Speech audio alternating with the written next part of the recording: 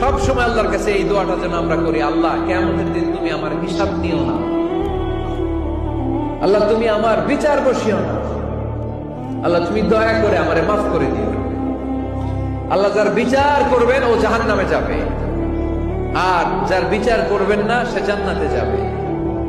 আল্লাহ যদি বিচার করে আর পাই টু পাই হিসাব নেয়, নামাজ পড়লি না কেন, রোজা রাখলি না কেন, মিথ্যা বললি কেন, খাদ্যে ভেজাল দিলি কেন, মাছে ফরমালিন দিলি কেন, যৌতুক খাইলি কেন, ঘুষ খাইলি কেন, উল্টাপাল্টা করলি কেন, জিনা করলি কেন, একটার পর একটা প্রশ্ন বানে যদি সেই ভয়ঙ্কর দিনে আল্লাহ আমাদেরকে জর্জরিত করে, আমাদের কোন উত্তর আছে?